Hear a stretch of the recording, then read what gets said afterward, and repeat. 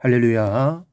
사랑하는 대강의 가족 여러분, 오늘 하루도 하나님의 말씀과 동행하는 삶이 되길 소망합니다. 오늘 함께 나눌 하나님의 말씀은 빌립보서 4장 5절 말씀입니다. 너희 관용을 모든 사람에게 알게 하라. 주께서 가까우시니라. 아멘.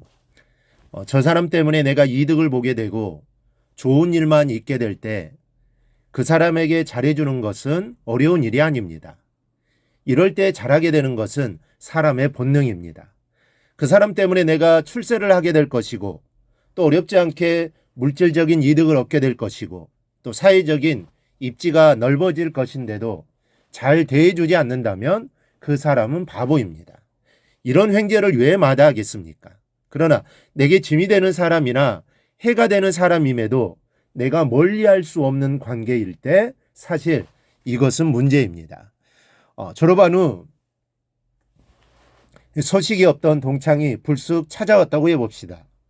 반가운 마음으로 마주 앉았는데 사업을 하다 들어먹었다고 하소연을 하면서 도움을 호소합니다. 물론 도와줄 수 있습니다. 그리고 동창이니 또 그렇게 해야 하죠.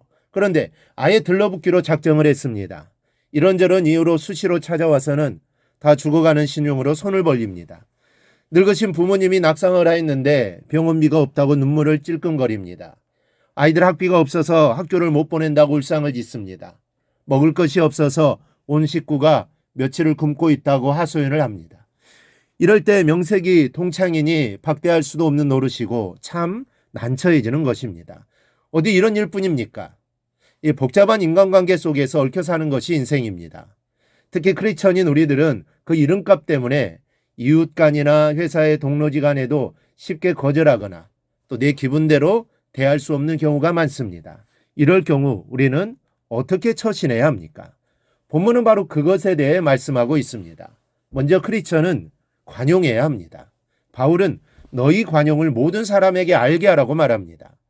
여기서 관용이라는 말은 헬라어 에피에이케스라는 말인데 이 존 칼빈은 이 의미를 손해나 역경을 당해도 쉽게 동요되거나 넘어지지 않고 평정을 유지하는 영적인 인내라고 설명했습니다. 참 좋은 말씀이라고 생각이 됩니다. 사람은 손해를 보거나 어려움을 당할 때 흔들리지 않을 수 없습니다. 그것이 내 잘못 때문이 아니라 남의 잘못한 것 때문이라면 즉시 인간관계를 끊고 싶어 합니다. 그러나 그런 경우에도 흔들리거나 넘어지지 않는 것이 그리스도인이 가져야 할 관용이라는 겁니다. 내가 좀 손해보았더라도 적지 않는 고통과 아픔을 겪게 되었더라도 흔들리거나 넘어지지 않고 믿음의 힘으로 참아내는 것이 그리스도인만이 가질 수 있는 관용이라는 겁니다. 이것이 우리 안에 있음을 모든 사람들이 알게끔 보여주라는 것입니다. 둘째는 사랑의 마음을 가져야 합니다.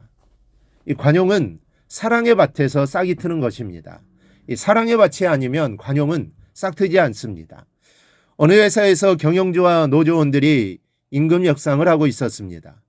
노조에서는 20%의 임금 인상을 요구하는데 이 경영주 측에서는 절대로 그렇게 할 수 없다라는 자세를 고수하고 있었습니다.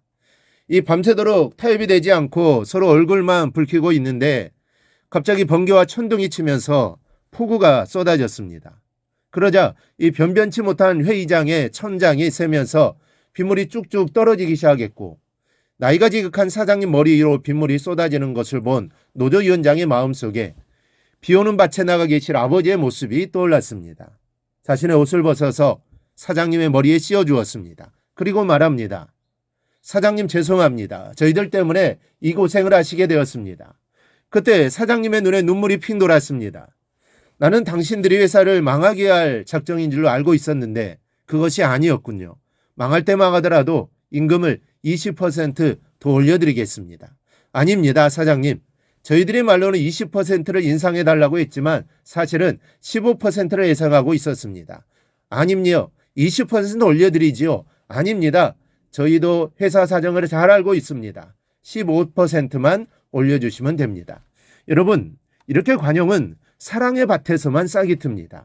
그리고 사랑은 그 사람과 내가 특별한 관계라고 생각하는 데서 생겨납니다. 이 관용이 생각으로는 쉽지만 실천하기는 참으로 어려운 덕목입니다. 그러나 아무리 미운 짓을 일삼고 다녀도 내 자식이라면 덮을 수밖에 없지 않습니까? 아무리 내게 손해를 끼쳐도 내 형제라면 감쌀 수밖에 없는 것입니다. 그러므로 우리가 그리스도인으로서 이러한 관용을 모든 사람에게 보여주는 삶을 살아가려면 내 이웃과 믿음의 형제들을 내 진정한 혈육으로 볼 수 있어야 합니다. 그래서 바울은 너희 관용을 모든 사람에게 알게 하라고 말한 후에 주께서 가까우시니라고 말합니다. 주님 다시 오시는 날에는 그 나라에서 볼 수 있는 모든 사람들이 한 형제요 진정한 자매가 될 것이기 때문입니다. 여러분, 우리가 서로를 고륙으로 여길 수 있기를 바랍니다. 한 형제, 한 자매로 여길 수 있어야 합니다. 지금 내 옆에 있는 성도는 주님 오시는 날에 한 형제요 자매입니다. 한 골육입니다. 지금은 아니지만 그날에는 하나님 나라에서 한 형제와 자매가 되는 것입니다. 그러니 서로 사랑하십시오. 그리고 서로 관용하십시오. 우리가 서로 그렇게 살아갈 때 주님이 오시는 그날에 상급이 있을 것입니다. 이 사실을 기억하고 서로 사랑하며 관용하며 살아가기를 주님의 이름으로 축원합니다. 오늘 묵상한 말씀을 굳게 잡고 삶으로 실천하며 살아내는 대강의 모든 성도들이 되기를 축복합니다.